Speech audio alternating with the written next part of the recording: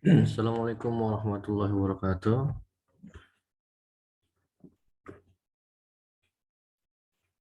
Bertemu lagi pada mata kuliah pembentukan perundang-undangan. Pada hari ini merupakan pertemuan ketiga, jadi tetap saya ingatkan kepada saudara untuk mengisi absensi dengan mengetik di forum yang ada di e-learning masing-masing. Jadi apabila saudara tidak mengisi absen di dalam forum, berarti menunjukkan saudara tidak hadir dalam pertemuan pada hari ini. Jadi silakan nantinya dibuka e-learning saudara masing-masing, kemudian ada chat, kolom chat ataupun forum yang saya buat. Nah, di situ bisa di-input untuk nama dan NPM-nya sebagai bukti kehadiran saudara. Baik, pada pertemuan hari ini kita akan membahas mengenai hierarki dan struktur norma yang ada di negara kita khususnya nantinya. Nah, sama-sama kita pahami norma adalah suatu ukuran yang harus dipatuhi seseorang dalam hubungannya dengan sesama ataupun dengan lingkungan. Istilah norma berasal dari bahasa Latin atau kaidah dalam bahasa Arab. Norma itu berasal dari bahasa Latin atau kaidah dalam bahasa Arab. Dan sering juga disebut dengan pedoman, patokan, atau aturan dalam bahasa Indonesia. Dalam perkembangannya, norma itu diartikan sebagai suatu ukuran atau patokan bagi seseorang dalam bertindak atau bertingkah laku dalam masyarakat. Jadi, inti suatu norma adalah segala aturan yang harus dipatuhi. Nah, jadi pedoman ataupun aturan yang harus dilaksanakan seperti sebuah filsafat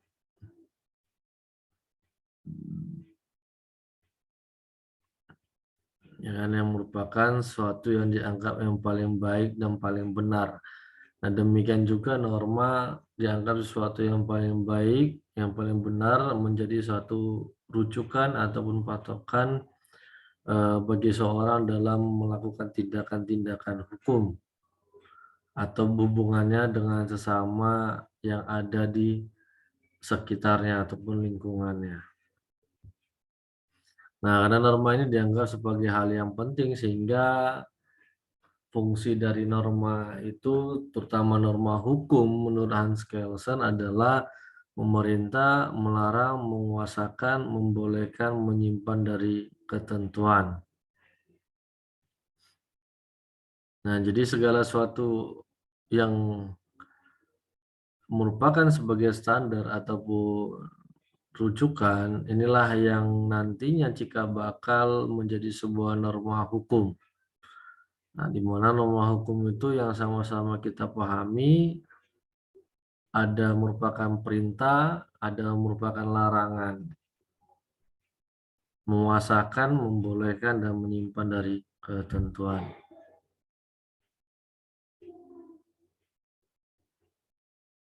Nah, bagaimana hierarki perundang-undangan? Membicarakan hierarki suatu norma hukum tidak terlepas dari teori yang dibuat oleh dua ahli, yaitu Adolf Merck yang merupakan murid dari Hans Kelsen. Yang kedua yaitu gurunya sendiri, yaitu Hans Kelsen. Nah, kita lihat dulu apa yang dikatakan oleh Adolf Merck. Norma hukum adalah norma, jadi yaitu suatu norma hukum itu ke atas ia bersumber dan menjadi sumber bagi norma hukum di bawahnya. Sehingga norma hukum itu mempunyai masa berlaku yang relatif. Oleh karena itu, masa berlakunya suatu norma hukum itu tergantung pada norma hukum yang berada di atasnya. Sehingga apabila norma hukum yang berada di atasnya dicabut atau dihapus, maka norma-norma hukum yang berada di bawahnya tercabut dan terhapus pula. Nah, ini ibaratkan seperti undang-undang, kemudian ada peraturan pelaksananya, yaitu peraturan pemerintah. Nah, ternyata peraturan tersebut, undang-undang tersebut digantikan dengan undang-undang yang baru. Maka secara hukum, secara otomatis, undang-undang yang karena undang-undang induknya telah dihapuskan digantikan dengan undang-undang yang baru, maka peraturan pelaksana yang undang-undang yang lama juga tidak berlaku karena yang induknya sudah habis. Jadi tergantung dari induk daripada sumber hukum tersebut, sumber hukum tertinggi. Misalnya kita undang-undang dasar, ketika terjadi perubahan undang-undang dasar, ya maka ada undang-undang juga harus dilakukan revisi menyesuaikan dengan undang-undang dasar yang baru.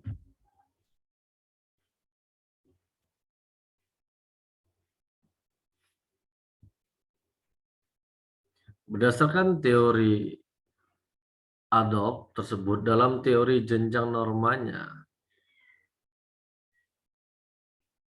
nah, Hans Kelsen juga mengemukakan teorinya mengenai jenjang norma hukum atau Stephen Theory, di mana ia berpendapat bahwa norma hukum itu berjenjang-jenjang dan berlapis-lapis dalam suatu hierarki tata susunan, di mana suatu norma yang lebih rendah berlaku, bersumber dan berdasar pada norma yang lebih tinggi. Norma yang lebih tinggi berlaku, bersumber dan berdasar pada norma yang lebih tinggi lagi. Demikian seterusnya sampai pada suatu norma yang tidak dapat ditelusuri lebih lanjut dan bersifat hipotesis dan fiktif. Sehingga kaidah dasar di atas sering disebut dengan Granholm atau Ars-Sprungnorm.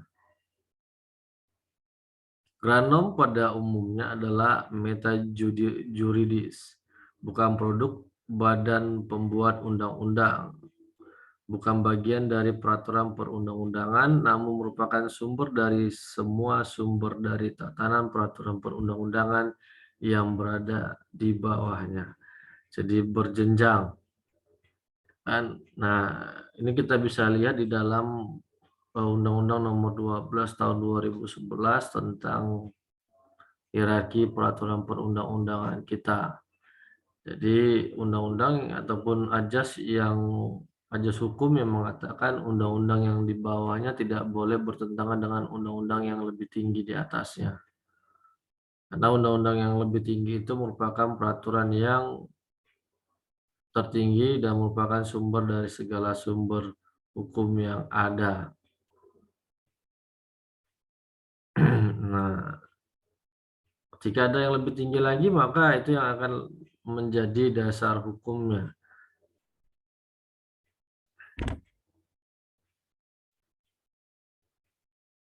Nah, norma dasar yang merupakan norma tertinggi dalam sistem norma tersebut tidak lagi dibentuk oleh suatu norma yang lebih tinggi lagi. Tetapi norma dasar itu ditetapkan terlebih dahulu oleh masyarakat sebagai norma dasar yang merupakan gantungan bagi norma-norma yang berada di bawahnya. Sehingga suatu norma dasar itu dikatakan presuppose. Norma dasar yang merupakan norma tertinggi dalam sistem norma tersebut tidak lagi dibentuk oleh suatu norma yang lebih tinggi katanya. Nah, tergantung bagi norma-norma yang berada di bawahnya.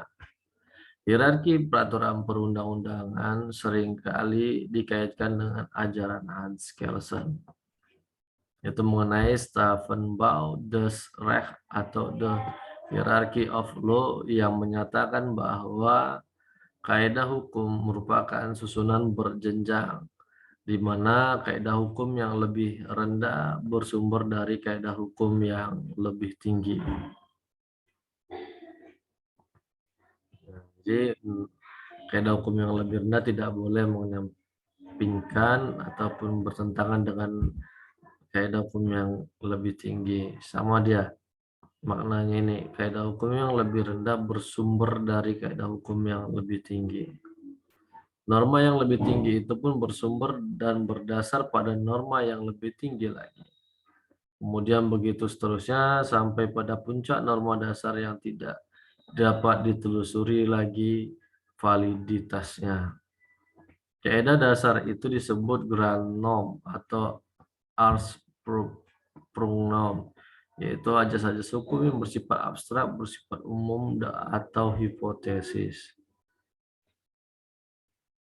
Nah, dari dua teori para ahli ini dapat kita bedakan ataupun apa yang menjadi perbedaan antara teori Adolf Marx dan Hans Kelsen. Menurut Adolf Marx, norma dasar yang menjadi tempat bergantungnya norma-norma di bawahnya sewaktu-waktu bisa saja berubah sesuai dengan perkembangan politik hukum dalam negara yang bersangkutan. Artinya norma dasar itu bisa berubah-berubah mengikuti perkembangan zaman. Sedangkan norma dasar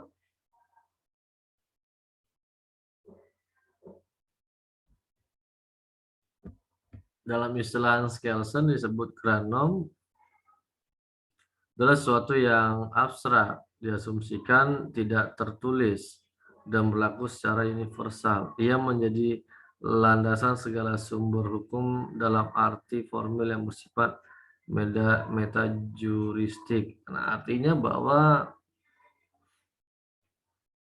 norma dasar ini sulit untuk dilakukan perubahan, ya kan?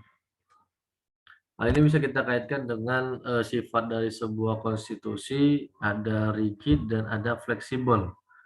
Nah, kalau teori Adolf Marx ini norma dasar ataupun konstitusi itu dia adalah bersifat fleksibel. Sedangkan yang norma dasar menurut Hans Kelsen adalah dia bersifat rigid, yaitu sukar untuk dilakukan perubahan. Nah, sedangkan Adolf Marx mudah dilakukan perubahan mengikuti perkembangan politik atau perkembangan zaman.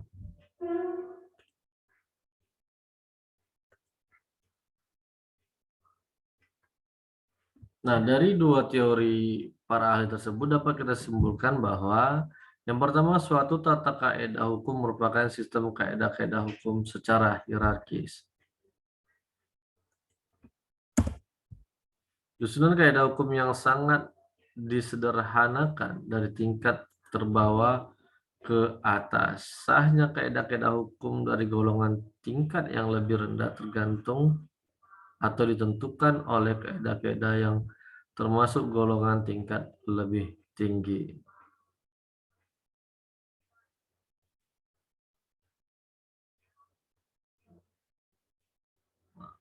Itulah dia. Nah, bagaimana struktur norma dan struktur lembaga?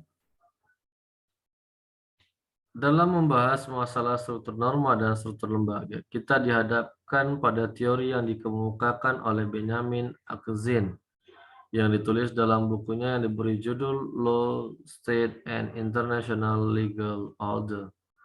Benjamin Akzin mengemukakan bahwa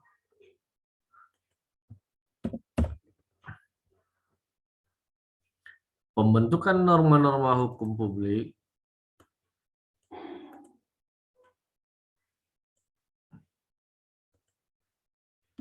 berbeda dengan pembentukan norma-norma hukum privat. Karena apabila kita lihat struktur norma, maka hukum publik itu berada di atas hukum privat. Sedangkan apabila dilihat dari struktur lembaga, maka public authorities terletak di atas population.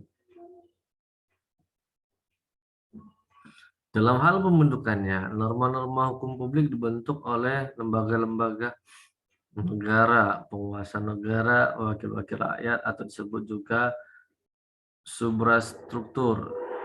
Suprastruktur sehingga dalam hal ini terlihat jelas bahwa norma-norma hukum yang diciptakan oleh lembaga-lembaga negara ini mempunyai kedudukan yang lebih tinggi daripada norma-norma hukum yang dibentuk oleh masyarakat atau juga disebut dengan infrastruktur. Nah, jadi hukum publik merupakan hukum yang lebih tinggi daripada hukum privat dari segi strukturnya. Kenapa? Yang menciptakan, melaksanakan pemerintahan ataupun negara adalah penguasa. Nah, penguasa itu masuk kepada hukum publik.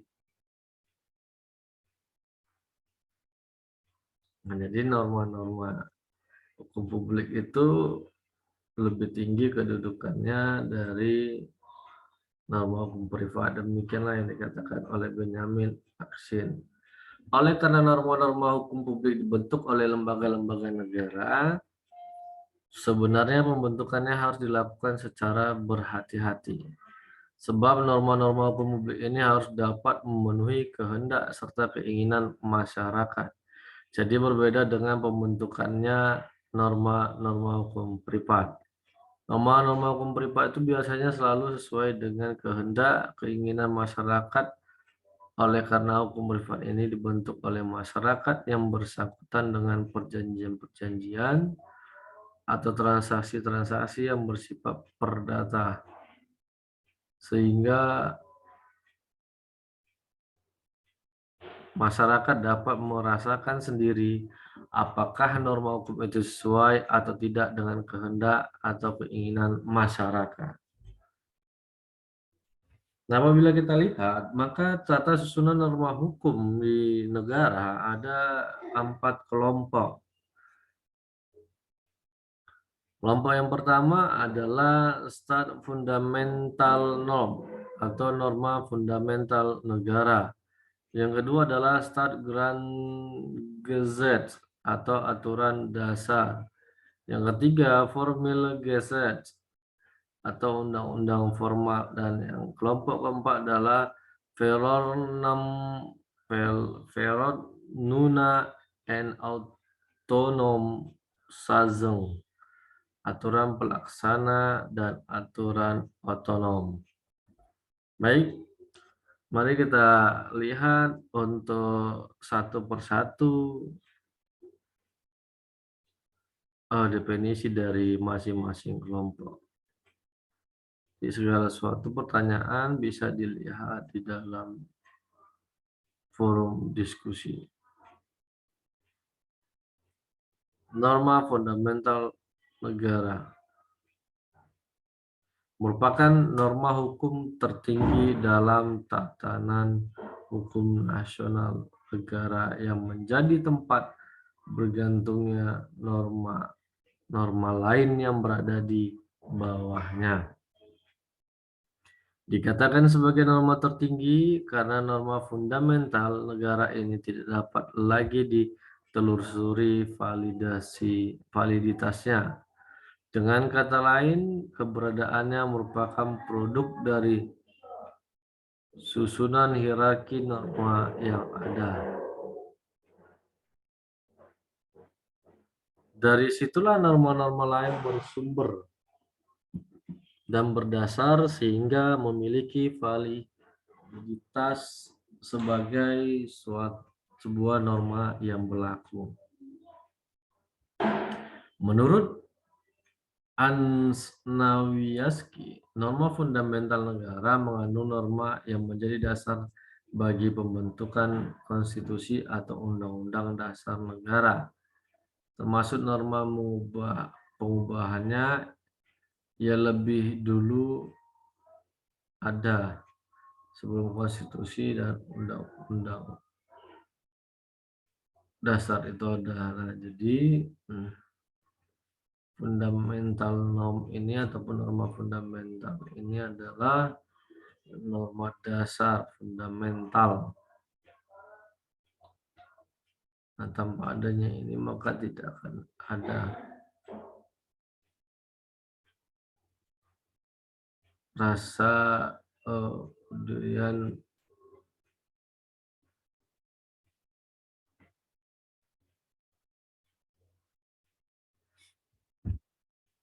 Nah, Hans Nawiaski menyebutkan norma dasar negara itu merupakan bukan dengan sebutan Stadtgrund norm.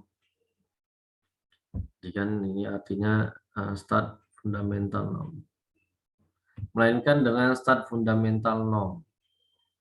Hans Nawiaski berpendapat bahwa apabila dipakai istilah Stadtgrund norm, pengertian Grand norm itu mempunyai kecenderungan untuk tidak berubah atau bersifat tetap. Sedangkan di dalam suatu negara, norma dasar itu dapat berubah suatu waktu karena adanya suatu pemberontakan, kudeta, dan sebagainya.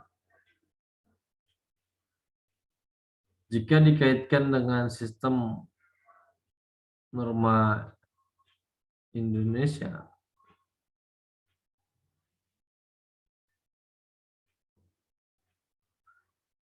Pancasila merupakan norma fundamental negara yang merupakan norma hukum tertinggi. Pancasila juga merupakan perwujudan dari cita hukum yang harus dijadikan pedoman dalam pembentukan norma-norma hukum lainnya termasuk konstitusi dan undang-undang dasar. Hal ini didasarkan bahwa pada pembukaan Undang-Undang Dasar 1945 terkandung Pancasila dan norma-norma yang merupakan Start Fundamental Norm, yaitu norma hukum tertinggi yang bersifat free support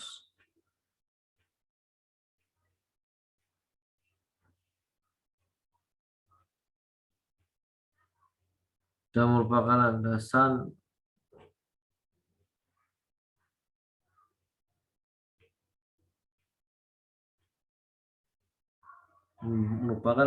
filosofis yang mengandung kaidah-kaidah dasar bagi pengaturan negara. Jadi kalau digunakan kata grand norm itu dia susah dilakukan perubahan. Memang Indonesia menggunakan grand norm sebagai hukum dasarnya ataupun dasar hukum karena susah untuk dalam perubahan. Namun juga tidak terlepas dia menganut juga start fundamental norm karena bisa dilakukan perubahan ketika dalam keadaan yang tertentu. Pancasila yang terkandung dalam pembukaan Undang-Undang Dasar merupakan cita hukum yang merupakan sumber dari segala sumber hukum yang berlaku di negara Indonesia. Ada dia memajukan kesejahteraan umum, mencerdaskan kehidupan bangsa, kemudian sila pembukaan keempat kalau nggak salah saya mencerminkan dari isi Pancasila.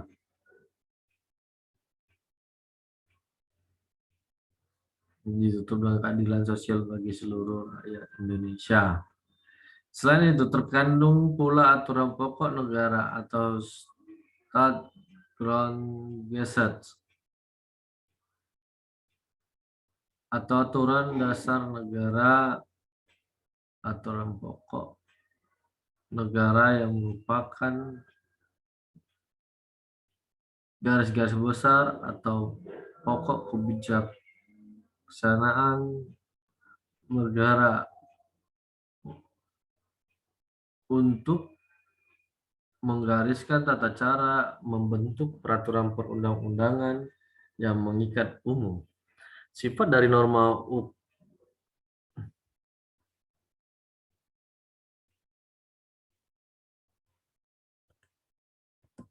pada norma hukumnya masih bersifat garis besar dan pokok yang merupakan hukum tunggal, jadi belum dilekati oleh norma hukum sekunder. Yang kedua ada aturan dasar atau Staatsgrundgesetz tadi, yaitu norma yang kedudukannya berada di bawah Staatsfundamental Norm. Norma ini merupakan aturan-aturan yang bersifat pokok dan merupakan aturan-aturan umum yang masih bersifat garis besar, sehingga masih merupakan norma tunggal dan belum disertai norma sekunder atau norma peraturan pelaksananya. Suatu aturan dasar atau pokok negara dapat dituangkan dalam dokumen negara yang disebut dengan Undang-Undang Dasar, atau dapat pula dituangkan dalam beberapa dokumen negara yang tersebar disebut dengan istilah Staatsgrundgesetz.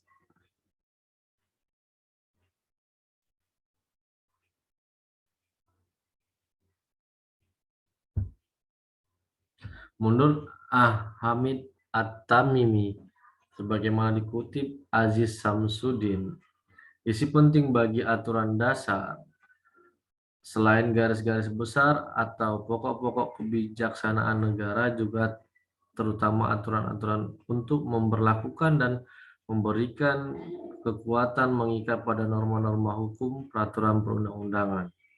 Atau dengan perkata lain, menggariskan tata cara membentuk peraturan perundang-undangan yang mengikat umum.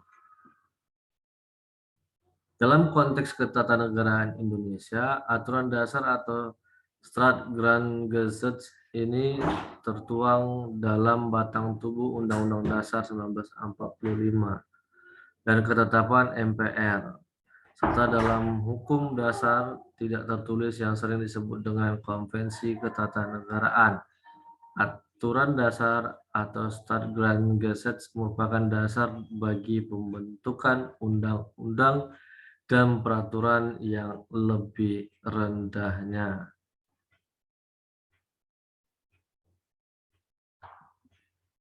Baik, apakah paham sampai di sini? Apabila tidak, nanti bisa ditanyakan.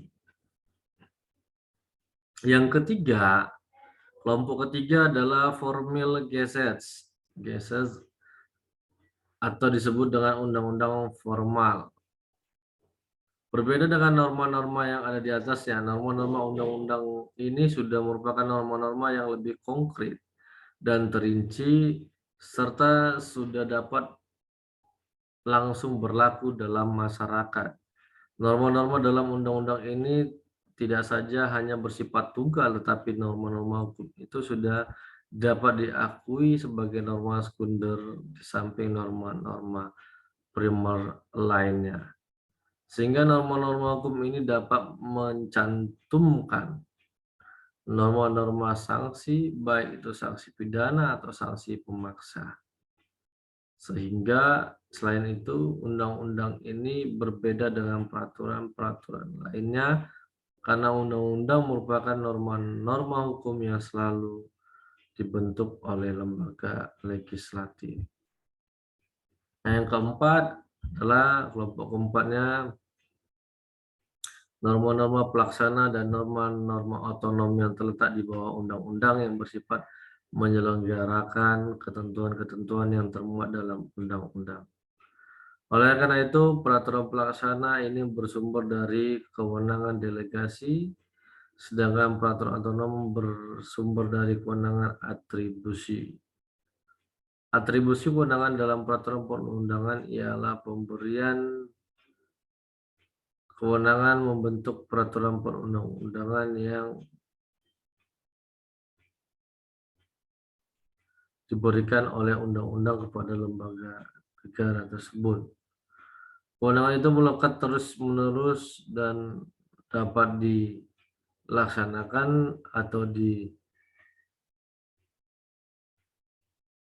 diprakarsai atas prakarsa sendiri setiap waktu diperlukan sesuai dengan batas-batas yang diberikan.